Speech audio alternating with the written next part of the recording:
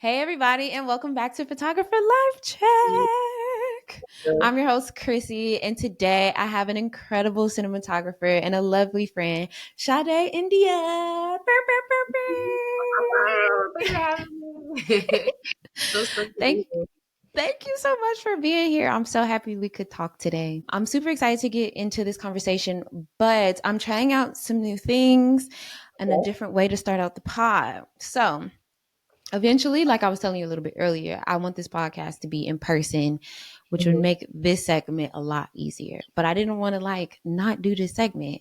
And this one is called Photographer Fit Check, which Ooh, we just gotta do a cute love fit check. You don't gotta stand up or anything. You know what I'm saying? Like it could be something just like a shirt, jewelry, glasses, something you're wearing. yeah, To just let the people know, how you come into the shoot today. right. I got a little jumper. It's really soft on the inside, so I feel It looks very like too. It looks like thick and soft. right. I always got my gold little hoops on me on set. It's just my little Go girl. Come right. on. Go Yeah. girl. And then the glasses, yeah, the spectacles are always a must for sure. Cute. Cafe Uh on set too. oh, true. I always have gold on too. Photography check for me. I have on a Mindy merch. I just Hey, love Mindy, we love I it. love a Mindy's music. And then this shirt is just so beautiful and the colors are perfect. So had to put a Mindy on. Shout out to a Mindy. Shout out Mindy. Beautiful. Okay, so let's get into photographer life check. And for those of you who don't know, photographer life check is literally just a life check in. It could be about your career or just how you feeling today. So quick check in. What's your photographer life check? Hey. I was reflecting on this actually because I think it's important for photographers to check in on themselves and check in on each other. Like I love like the community that we've built out here in LA, and I love how you want to be transparent about that as well. But I would say like my photographer life check right now is just very transitional. Like I'm kind of going back to school right now with this artist residency that I'm doing at Film Hey. which is really dope. I'm really excited about it. It's like it's basically like a simulated independent studio system, and we're making our own original shorts, and it's going to be like programming and slam dance. So it's like a great, just like community Oh my God. experience, which is dope. Like it feels like I'm going back to film school in a way where I'm like going to class and I'm like meeting with directors, Yeah.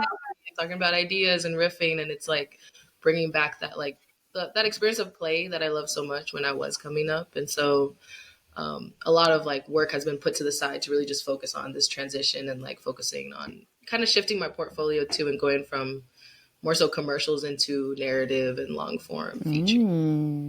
I'm excited to talk I'll get a about little praise. that. I'm praying that'll be dope. Okay. Also, congratulations. That's really cool. How long have you been in the residency? So it started in February, so and then it's going to be going until Hey. June. So it's practically all year, which is wow. Yeah, That's so I'm beautiful. I excited. mean, who else would they choose? I mean, come on. I appreciate it. Shout out to the residency. And I'm really excited that you said that you're in this transitional moment because you do have a ton of commercial work. Hmm. And I wanted to talk about it a little bit, but one thing that stood out to me, and I guess for folks listening, I'm not new to Sade's work or even like speaking to Sade. Like, I feel like we're pretty good photo friends. We've worked on projects together. She was in a photo series that I shot called Photographer's Site. Yes, I love that. So, you know what I'm saying? Like, this isn't brand fresh and new necessarily in terms of like my understanding of your work or anything. And I am just a consumer of your work outside of like being up here in this space. Mhm. But one thing we haven't talked about that I was really curious to learn about you is it seems like community organizing is really important to you as a person and also essential to the work that you do. And I feel like it shows up very evidently in your work. Mhm. And I guess I have a couple questions around that, but I'm wondering to jump off which came first. Were you like a kid, early age, just already deep in your community organizing, or did you find your love for photography and film and then figured you'd utilize it for some community work? That's a good question. Because, yeah, that is a big part of my identity as an artist. I feel like from even when I first started as a cinematographer, but I actually started organizing when I was in college. I went to a school out here in Pasadena, and it was like classic traditional film school vibe, but the biggest thing was a lot of the curriculum lacked a lot of like diverse representation. So a lot of the filmmakers we were learning about were Eurocentric filmmakers, and they didn't really reflect a lot of like who was in the class as well. And so for me specifically as a Black filmmaker, my best friend in college, she was an Asian American filmmaker. We were left out of so many conversations. And so Mm, there was this startup group called Anti-Racist Classroom, and it was started by a few other Black art students that were in a whole different program than the film program. But we ended up kind of organizing at school because we were feeling the same core issue amongst departments. So, like, even in the fine art or in the photography, it was just naturally. diverse representation in the educational curriculum. And so we started this thing called Anti-Racist Classroom, and we were literally having these larger conversations with our professors and holding them accountable, and also doing Wow. like workshops outside of the class system. Like, we were basically those students going the extra mile to make sure that like identity wasn't lost in our art, essentially. And so like having that community in college really just kind of set this tone for the rest of my organizing. I wanted to like keep the conversation going because I saw that even outside of film school, there is so much structural work that needs to be done. There aren't many Black women, Black folks, period, in the cinematography field, let alone in the whole filmmaking industry, you know? And so Hmm. a lot of my organizing work kind of was a catalyst of that. But then since then, I've been able to work with this nonprofit called Made in Her Image, where we host film camps for young women and non binary folk of color, which has been just super inspiring because I didn't really have many resources as a filmmaker coming up. I didn't have a film camp. I didn't come from a Yeah. community of filmmakers. I was very much so like came from a really small town where being an artist wasn't even like conceptually an option as a career. And so being able to offer that up for the next generation has been like so important to my process because it's like I don't want to be the only one. I want more of us to be fostered in. And it's like, if I'm getting in, I'm going to creep the door open so more of us can creep in as well. You know? Okay. Yeah. It's so interesting too. I completely resonate with that idea of like this wasn't even conceptually an option. Yeah. And somehow we still found ourselves here. So I'm really proud Right. that you've done this work. But I do want to pull up Made in Her Image real quick so the people can see. Of course, as usual, all these links will be in the description box. But I mean, y'all made a beautiful website. It needs to be seen. So I'm about to show it right Yeah, now. shout out to Malachi, the co-organizer. She's so great at the design aspect. Like that's what I love about it too. It's like all like Black women ran, and it's like our vision is from behind the scenes too, in front of the camera too. And so we shot this whole curriculum that we're looking to launch eventually. We'll see when it comes out. But we recorded Hey. me. I was doing like a little bit of a cinematography breakdown. There's a gaffer, a shooter, incredible director. Kay, Asian American woman, gaffer. She's incredible too. This is so She's tight. done lighting on most of my projects. So it's like just Hey. being able to learn from other women in the industry is also so pivotal too, because it's like you already know we bring our own sauce, we bring our own flair, and it like just feels way more intentional. Denise Was Davis, that Secure, Naoe? I think that's how yeah, you say her name. Naoe, yeah, incredible. Naoe. Yeah. Yeah. Hey, shout out to Naoe. I also love that this is the header too, because one thing that most of us being Black women, but people of color at large, I think when we go to certain websites, we definitely look for ourselves at the Hmm. top, Hmm. especially when we're looking for places where we could find support or places to support.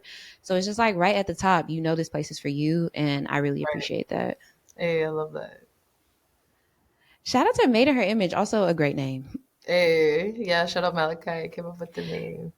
So, can people like get involved with Made in Her Image in terms of like a place to find community, Hmm. Hmm. or do y'all host like workshops, residencies, anything like that?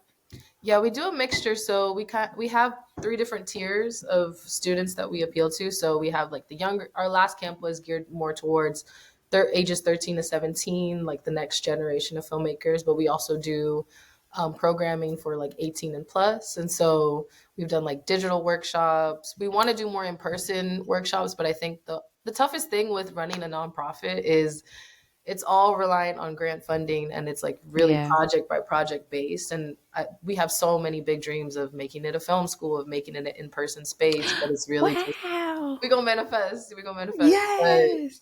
it's really just getting the resources. And so thankfully Converse gave us the grant to do the camp last year, but we want to find Oh, ways to sick. make it more consistent because it is a needed resource. We literally have planted seeds worldwide. It's so crazy, like in different countries or like Come on, Impact. even when I was interviewing for my residency, one of the interviewers took one of our courses, and she was like, "Oh, Oh, I'm actually familiar with Made in Her Image," and it was just crazy. I was just like, "Wow, period. like we're literally planting seeds everywhere." So it's dope to see like where people go after the program and our workshops as well, and just seeing our Yeah. footprint is so beautiful.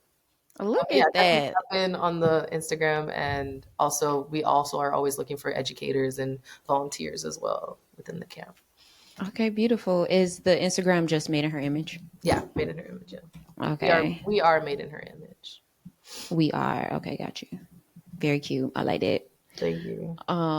Okay, and Thank you for seeing that and speaking, honoring that. That's such a big part of my story for sure. oh my God, yes, of course. I mean, it's just so evident in how you move. And like I said, it comes up in a lot of your work. And I Mhm. think I was just, really curious and wanted to know more about, the type of work that you're interested in doing outside of like literal cinematography, but with the people that it is very clear to me that you care so much about. Um, and considering all that, I'm also wondering, especially as a Black woman, do you ever feel pressured to have something to say being a creative, where it's like, I guess the question is sort of like, is it ever also a burden to be like, Mm, since I am the only one here or one of the few here, I have to do this thing? yeah, yeah. Yeah, I mean, yeah, that is really real. There's like more pressure to come correct when we're in these spaces. Like for sure, there's definitely been moments where it's like I'm representing a whole world of Black women cinematographers, and I need to make sure that everything I represent and stand for is intentional and also like well thought out. And so, yeah, I think just Which is unfair mindset. and It's a not lot of real. self talk. What'd you say?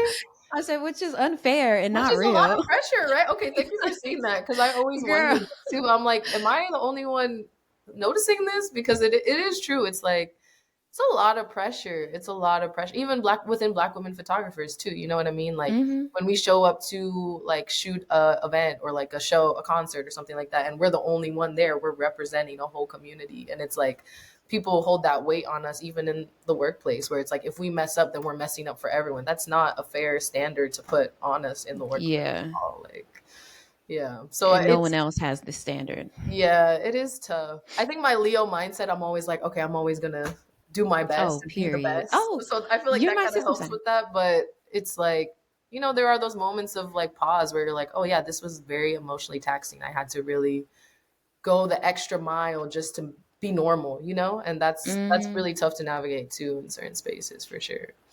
That's real. That's so cool. You're also my sister sign. When's your Hey, birthday? August 4th, Libra Oh, rising August Taurus moon. 4th. There's a lot going on up here. Oh, okay. Yeah, it's a lot. It's kind of like a tug and pull kind of vibe. I feel like. I feel like mine is also a tug and pull What's your throughout my rising and whole chart. your moon? I'm a double Aquarius and my moon is a Oh, Scorpio. okay, interesting. It's a lot is going on. Yeah, that's actually very interesting. Right. We need a study on how that intertwines to like image making as well. I feel like that could be interesting. Ooh, that would probably be such a cool project and That would be like sick, actually. talk to actual astrologers and things. I like That this. could be interesting because I feel like my That could be Leo cool. perspective, like with my image making, I'm always like, how am I showing the best version of someone or how am I amplifying someone Hmm. or showing them in their best light? I feel like that kind of plays into my zodiac mindset, I think. That's real. And then I'm wondering, in that same regard, it's like in those moments, what is your moon telling Mm-hmm, you? mm-hmm, mm-hmm. That's Okay, let's get interesting. on this. I I like know, right? this. A little side quest. That's a Right. side Another part. little side quest we're going to take. Yeah, that's Uh, funny. okay. So I don't know if you know, but you're the first cinematographer on the Hey, pod. Hey, hey, milestone, a milestone. One thing about lovely. me, I love a milestone.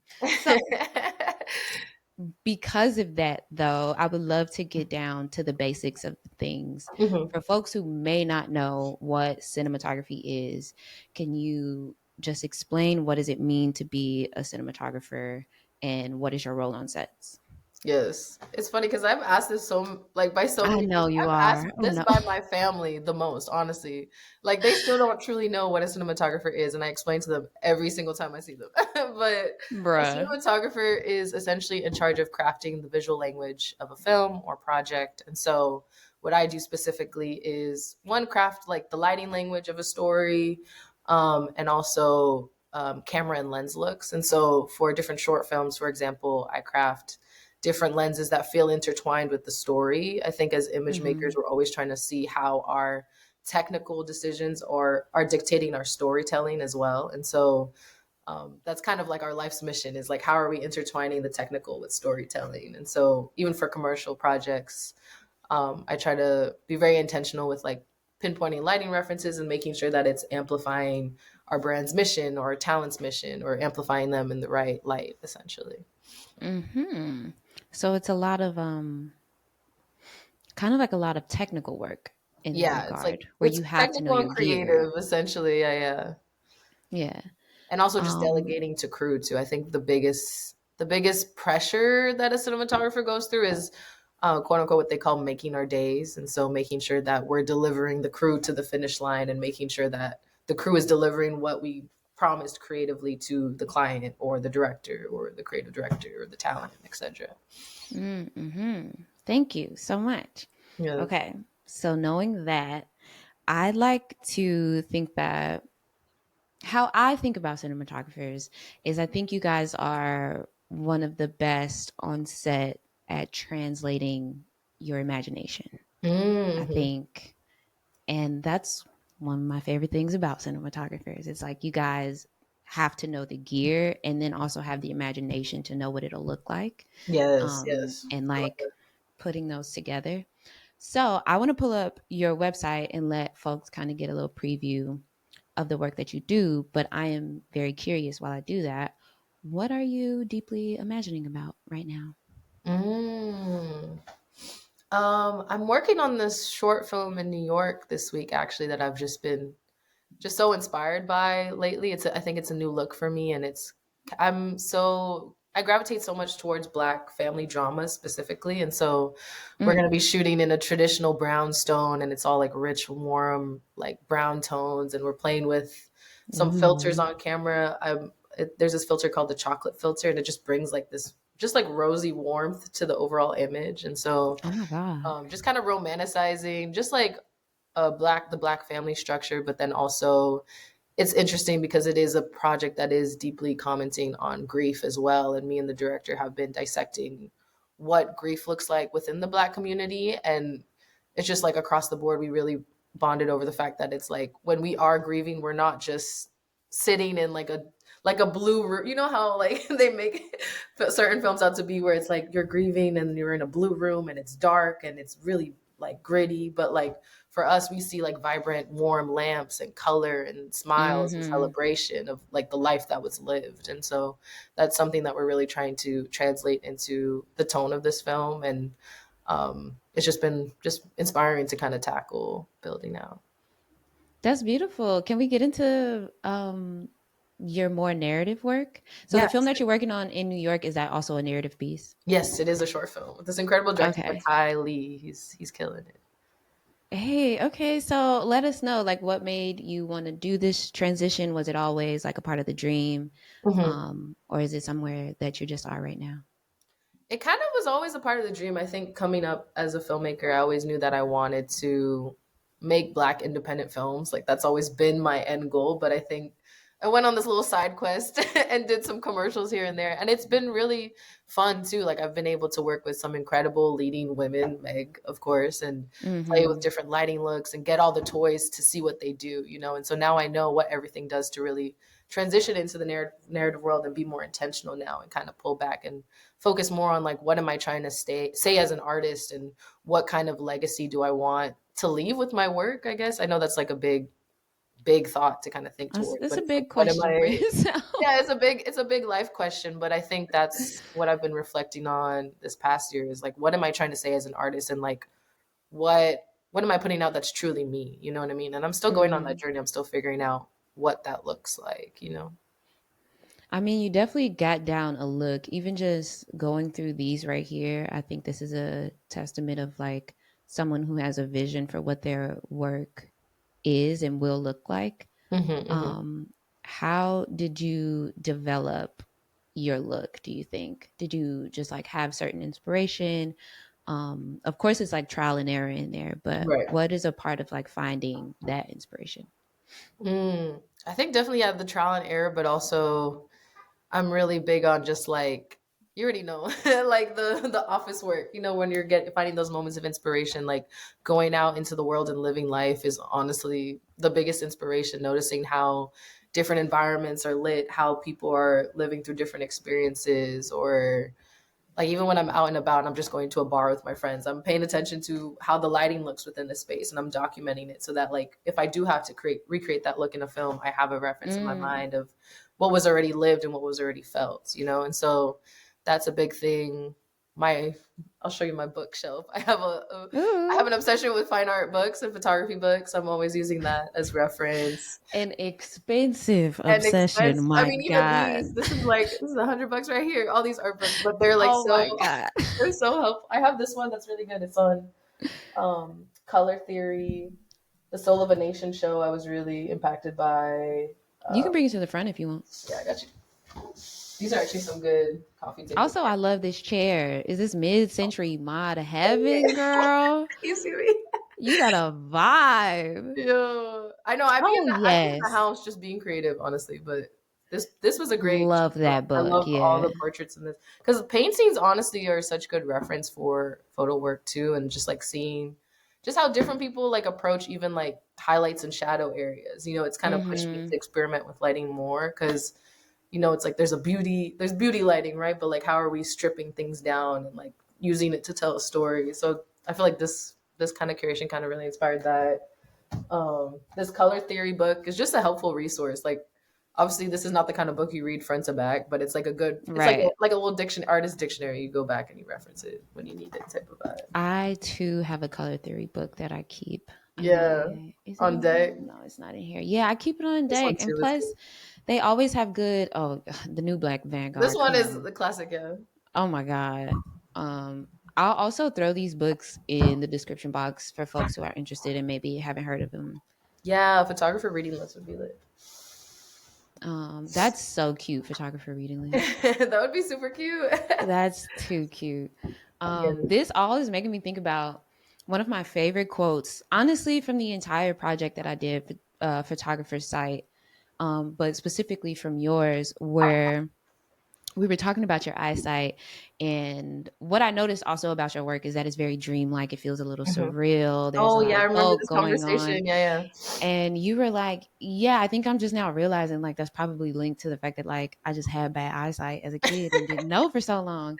yeah, And I love that connection because there's something about literally just living and seeing something and being inspired by just yeah. like something that is actually happening. Like, I don't know. I feel like sometimes creatives feel hella pressured to dream up like the biggest idea and it has to be Right, like very grand right, right. and have some like cool animation CGI situation thing going on. And it's like, babes, I just had bad eyesight and now I make beautiful art. Like, Right, right. I love it so bad. Right. I was just trying to make sense of the world myself, and then y'all came on Literally. that journey with me. Like that's what It's it's giving. like, bro, how did you develop your style? I simply could not see. I could not see for the last. And no, honestly, I think I told you this last time we were talking about this. Like the first 2-3 years of DPing, I didn't wear glasses, so that's even funny. Bruh. It's I was like, like, I wasn't truly seeing, so I don't know what y'all was seeing, but I can see now. It's so funny. which makes it even more remarkable. Like thinking about somebody responding to your work and being like, wow, this is so remarkable, but like you not actually being able to even see the work that you just Right. made. It's so Right. crazy. Also Funny. speaks to the talent. Come Right. on. There you go. That part. It's in you, not on you. Perspective. Come on. It's so Oh my funny. goodness. But I do love that you like live in this dream like pocket. Um would you consider yourself a big dreamer? Yes, for sure, for sure. Always, I was definitely a very imaginative kid, and I feel like it still translates in my day to day. Like, even when I get locked in on a story, I'm already like, if I get locked in on a script or a story, or even like there are times where I'm out and about and a director approaches me with a concept or something like that, and she's telling me about it, and then I'm thinking, I'm already visualizing like how I would translate it in terms of imagery. So it's like the clocks are always kind of ticking, which is it's nice, but sometimes it's nice to shut it off too. Like I'm working on that, shutting it off when I need to, and just like living life as well, because I feel like yeah, I just spend so much time on set that I'm like, trying to find those moments of pause to also like see my community, see my friends. That's why the art house film lab like link up was like just so dope, because it's like we're always on set grinding, doing our own projects, but to actually just be in an intentional space and share space and meaningful dialogue was just so impactful. And like just sharing resources, like Cleon giving me his like rundown on his experiences shooting 16, like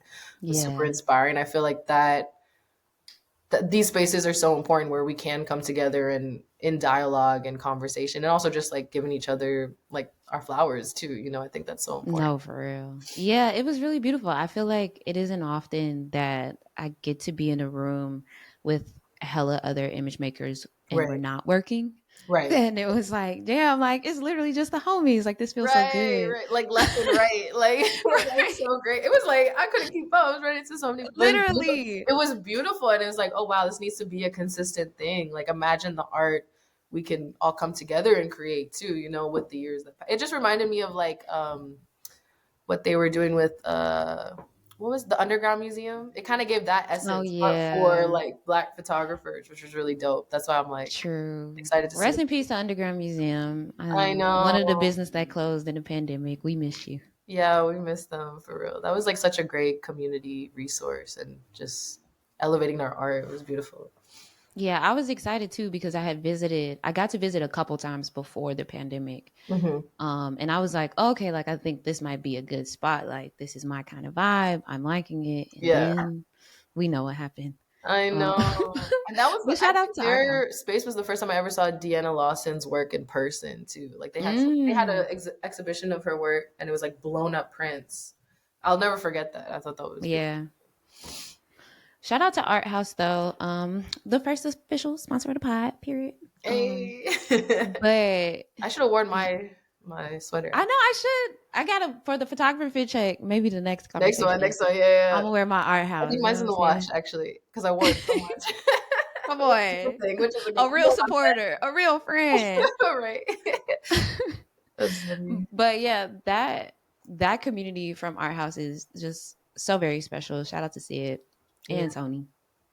Um, but this is making me think about the community that you come from, which for the girls that don't know, Sade is from Belize, Hey, which is so beautiful. I can't wait to visit. And before definitely. we get into the things, I'm very curious how you think your home country has maybe helped you develop your style or insight now also. Yes, I was actually just talking about this the other day. That's so funny. But Oh, I mean, yeah, like growing up in Belize, it's like you're literally in the most beautiful place in my mind, and on the planet. The water is super clear, the sun is always shining, and there's just so much richness and color in life, and just like the natural textures that exist within the space. Like even when I go back as an adult, I'm always getting inspired, and I think it was always like intrinsically in the back of my mind, and I think I took it for granted as a kid, and now going back as an adult, I just see it in a whole new light. And it's oh, it's always going to be a part of my identity, and the dream is definitely eventually to one, build more infrastructure out there, but also like shoot a film out there. I think that would be such a monumental experience for me as an artist, and just like making like writing a love letter to my roots and my family. oh, And a lot of my family is honestly going through gentrification right now. It's kind of crazy. Like a lot of tourists are coming damn. in, they're buying out properties, they're pushing people out, they're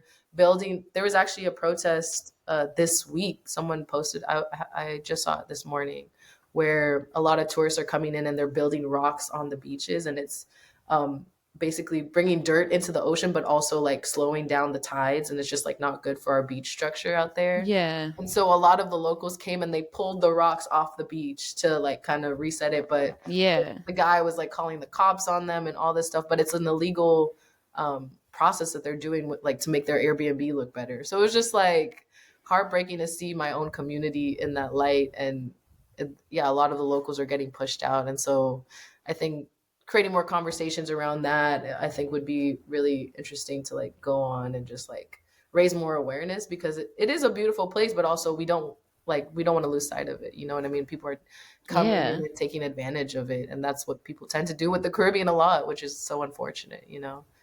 Yeah. Do you still have a lot of family down there? Yeah, my whole family, my whole dad's side is out there. Oh, So, and they have no interest in coming out here. Like I asked my dad when I I saw him know last that's time, right.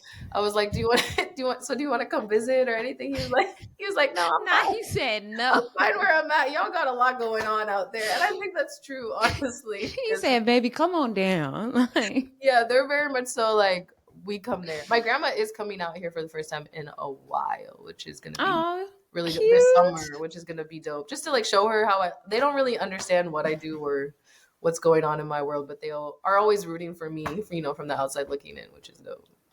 That's hella dope. It's also so cute. I feel like grandmas have come up in almost every conversation I've had on the podcast Really? so far.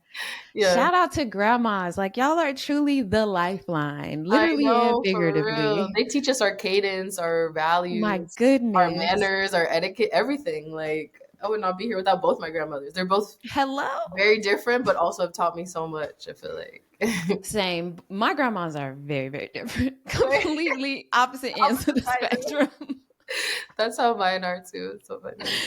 Oh my goodness. There's also like a pretty decent um Belizean community out here. Yeah, yeah, 100%. I've been meeting a lot of, especially Belizeans within the film industry. Like, True is an incredible like composer. True is so Drew was killing incredible. it. He's Like he did a LA live right show the other now. day, and I mean, Yeah. it was like it was a few months ago, but he did a live show, and I just like pulled up randomly, and I was just so inspired. It's like it's a dark room. It's like very low key in Chinatown, and he's on his Kanye shit, like just making incredible intentional art. I thought that was really inspiring, and so we've been trying to create something for Belizean artists out here. I think that would be really Oh, that'd be monumental because I've been sick. meeting so many, and they're all looking for a resource and a community, which Mm, is really dope.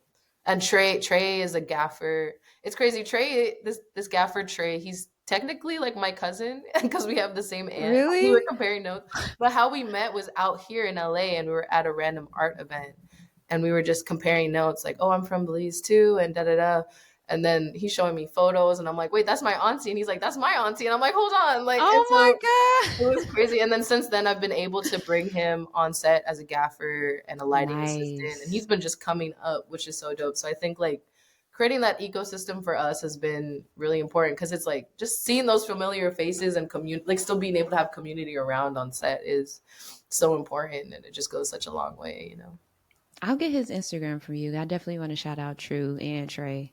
True and Trey Um, killing it. Yeah. have you made a narrative, or anything for that matter, that had like Belize as the theme or the background or I the story? haven't actually. I made a film that was kind of similar essence. It was this film called Sonia Dora, and it was about a Haitian American Yes. woman, which was really dope. But it had me and the director Stacy really bonded over just like our roots, our Caribbean roots, and also just like this feeling of like leaving your family back home to pursue quote unquote the American dream. And what does that really look Mm, like? And is that something we're really seeking at the end of the day? And sometimes you get here and you realize like it's not all that it seems. Yeah, this film. yeah.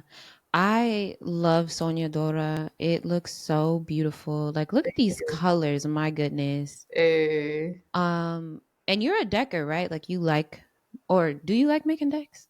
yeah, I do. Yeah, yeah. I Okay. made a very in-depth deck for this actually. Like I made a look for every location and every scene.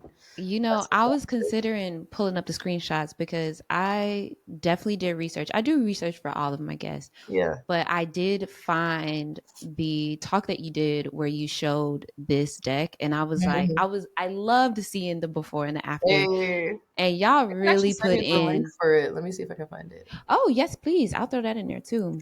Um, Uh, that is one incredible thing I love about building sets.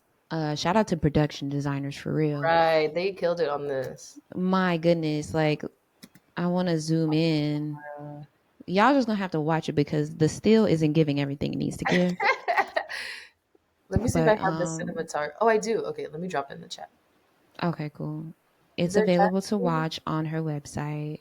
Copy link Yeah. Put it in the first chat. over here. Right? Okay.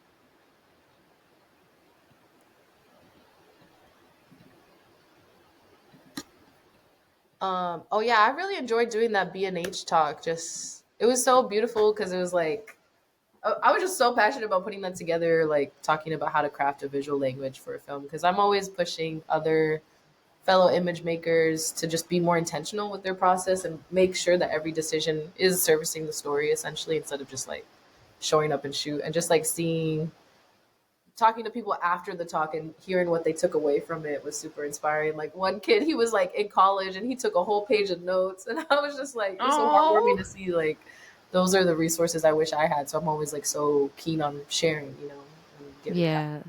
I think you are just a well of knowledge. So I really appreciate you sending this link too. Hey. And I'm sure folks will just love. I mean, we already have so much to put down there. We got books, we got We people, got books, we got we this. got One thing links. about me, I'm gonna leave y'all with the resources. Yeah, Okay. that's funny. Beautiful. Okay, well, let us stop right here. We're going to take a quick break and we'll get back into our next segment.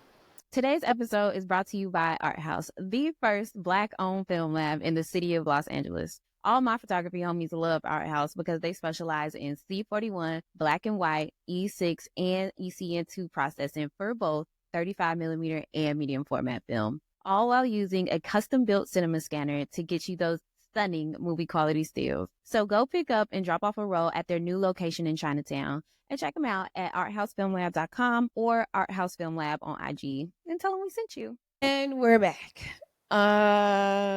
Okay, so our next segment is also a little bit of a new segment that I really love because I read this book, Photographs Not Taken, Mm-hmm. that is just an idea that I think about a lot. This book is a collection of essays from photographers and image makers about the photographs they never took that they wish they could have.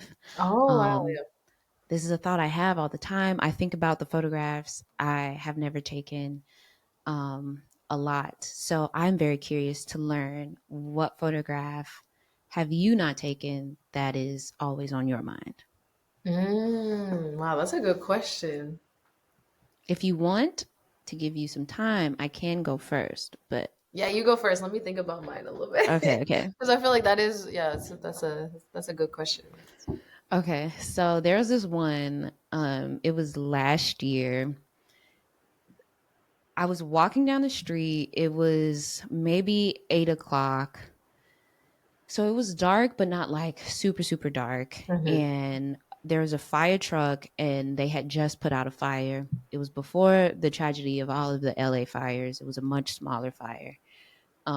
They had just put out the fire though, and there was a firefighter standing on top of the truck, just perfectly underneath a street light.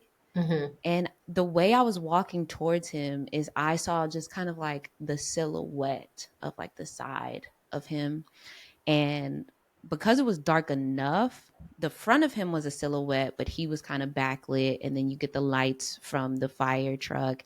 It was just the most beautiful scene. It looked so powerful, so eerie at the same time. Because I'm also like, what am I walking up on? Like, oh my Right. God, what's going on? It was the most beautiful photo. I wish I had my camera to take the photo because he also stood there for just enough time that if I would have had my camera on me, I could have taken a photo. It was absolutely beautiful. And I think about this moment all the fucking time because I wish I took that photo. Wow, that's a crazy story. I love that. Because that I do be feeling that too. Like when I'm out and about, just living life, and then I just happen to leave my camera at home. It's like the iPhone doesn't Man, it doesn't hit the same when you can it's not actually the like frame same. up and like dial in. That is so true. It's not the same. It's like that's the beauty of like real street photography though. Like the way Yeah, they catch the moment that I personally would have to be like, okay, wait. Like give yeah, me a moment. Shout out to street photographers, the real ones. yeah, yeah. I would say a lot of my like photographs I wish I would have taken would have been like back home for sure because I think when I was a kid, I did when I would go visit, I would take photos of like more so the landscape and the landscapes, the beach, the ocean, and trees and animals and all that. Like when I was more in my Yeah. play period, but going back, I wish I would have taken more portraits of my family members, and they're very much so like they don't like their picture being taken, but it's like Man. not asking for permission and just taking those candid portraits. Like I just have such specific imagery in my head of like the like there was a in my home village Placencia, there was like a house that I lived in with my parents, and right across was my cousin's house, and we would Mm-hmm. see each other every day. Like that was like essentially a sibling to me, and we would have dinner together. We would wake up early and go to the beach together, and we would just have a day Yeah. structure. And then it would be like our houses, and then my auntie's house was like right in front of us, and she was taking care of my great grandmother who was like much older at the time and just like a little more quiet. And so we would always like pass by their house to like say good morning, good afternoon before we would go out and play Yeah. sort of vibe. And so a lot of those moments where it's like just having all my cousins on the same block and we were all young and just like experiencing life. I wish I had more imagery around that because that's such a big part of my identity and even just my cadence. Like growing up in Belize, they're very much so like good morning, good afternoon, and then you come to America and everyone's just like why are you Why greeting are me? you talking to They me? don't Yeah. greet each other, and it's just like there's no decorum. But in Belize, it's like it's such a big part of my roots just to be a community person. I think that's Mm-hmm. definitely rooted in my identity for sure. That was definitely, I guess, I feel like culture shock is a little too strong for me because I'm not coming from another country. I just came from Chicago. But Hmm. Chicago is very much in that way, at least specifically black neighborhoods. It's like if you're walking down the street and you see your elder on the Right. porch, Even if you you don't say know them, hello. you say Right. You hello. say Yeah. hello. Or Yeah. just like passing somebody on the block, like you say, hi, good morning, or something like that. And when I came out here, I would do the same and everybody I would be don't do like, that. I'm like, yo. Yo, that is so real. That was like the first thing I kind of noticed about being out here. I'm just like, oh, we don't do that here. But it's like Right. even us moving with that same like those same roots, there are those elders who do see that and they respect that and they like that we're still like carrying it on. Man, when I get one of those moments, I am always so happy. When I get an older black man that be like, hey, young queen, or like, I Right? see you, sis, I be like, You're like, okay, yes, we on the same page. truly the problem is we don't live in Lamert. If we lived in Yeah. Lamert, this would be normal Right, for right. us. And Robert's a different thing. I'm like, or maybe I shouldn't say where I'm at. Right. No, no. Cut Like, that I'll part delete out. that. Cut that Yeah, I'll part out. delete Cut that. that. I'm too comfortable with you. Exactly. Don't nobody need to know. That's so funny. But yeah. I forgot it's gonna be Um, right on the internet. bruh, don't worry. I I just feel got like I'm having this. a conversation with you. You made a safe space. I know that's right. Thank you. It's funny. Oh my God. Okay, so let's move on to the next segment. Our next segment is the gear don't matter, but Hmm. I love this segment because I still want to love on the gear that we use, even though people try to make it seem like the gear makes the photographer, makes the filmmaker. Right. Um, but which isn't true because, like I always say, if it really did, we would all be taking the same photograph, and we do not. Right. Right. But still, in that regard, I want to shout out to the gear that we use because we do grow and love it, and some of us even name our gear. So I would love to know, what is your favorite piece of gear to use on set? It doesn't have to be a camera, but it can Mm. be. Mm. I think my biggest secret sauce is the filters. I'm so big on like creative filters Ooh. and like transforming the world. So like I use a lot of like warming or cooling filters depending on the scene and the mood. even on this next short film I'm doing, we're playing with a lot of diopters. So it's basically magnifying a part of the image, and it makes like the world just feel like there's a lot more depth. And so we're playing with a lot of Mm, like split perspective, where it's like, you know, those classic like old cinema movies where it's like someone's in the front and that's a split diopter, and in like the that. background Yeah. something's falling off type of vibe. But doing that through a modern Oh. lens, which I think is going to be really interesting, and just like playing with perception and what imagination looks like. We're doing a lot of like trippier filters. We're doing like the classic clear filter with like Vaseline on the filter as well Oh, to kind of blur yes. it out as well. It's really just like experimenting and seeing what we find. But it's, I think what's been inspiring about this film that I'm working on is like it's challenging me to like play with the like really tap into the imagination and like explore what that Mm. looks like. What is someone's perspective, like own intrinsic thoughts and visions look like that the world doesn't see. And so that's been fun for me as an image maker because I'm like, oh, we get to play, we get to experiment and stuff like that. But Yeah. definitely on every shoot, I have curated like a secret sauce, like a package of Come filters that on. exemplify the mood or the energy or the tone that we're going for. Come on. She gave y'all the secret sauce today. Right. Little gems throughout. Hey. Okay, beautiful. And our last segment is the shoot your shot segment. That's hard to Mm-mm. say sometimes. Shoot your shot segment. Hey. Who is somebody or company that you would love to photograph for or work with? Mm. Dochi season. I've been Come such a on. I've been such a fan of Dochi's like whole journey, but just like how bold she is with her fashion, with her energy, with her performance energy, to do like a music video or like a visual album sort of deal for her would be so dope just because Ooh.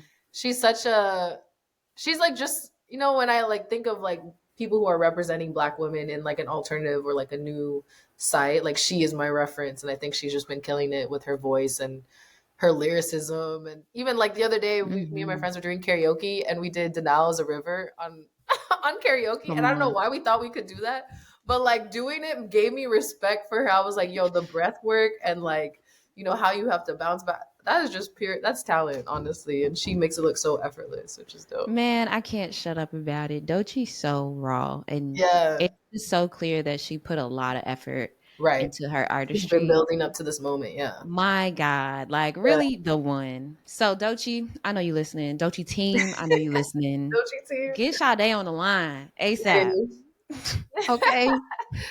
it's funny. Period. Oh, beautiful. Oh Lovely. my gosh, Sade, thank you so much for coming and Yes, talking thanks for with having us. me. I'm so grateful to have you here, especially as our first cinematographer. Hey, That was thank very, you. very special. Oh, awesome. Kayla, yeah. Of course. Tell the people where you would like to be found. You can find me on Instagram at Sade India, just my name. But I also love personal connections. Catch me at Art House Film Lab for sure. Outside, like True. having these dialogues in person and meaningful conversations to like just keeping it going, honestly. And I'm sure me and you too, this is not the last conversation we're gonna have about all these things, which is dope. Okay. We're gonna be yapping till the end of time about image making and passions and all that. It's dope. Honestly, anybody I talk to here, you could probably catch at our house for real. Yeah, our So house for sure. Yeah. drop Right. off I should some have warned film. the I should have next time. I need a No, little for real. We really do. yeah. Oh my goodness. Okay. Y'all can find us at Photographer Life Check on Instagram and TikTok coming soon. You can subscribe and follow on YouTube, Apple, Spotify, Amazon Music, iHeart, literally anywhere you get your podcast. And if you have any questions, any suggestions, people you want to see, you can hit us up at photographerlifecheck at gmail.com. And we'll see you next time. Have a good shoot, babies. Bye.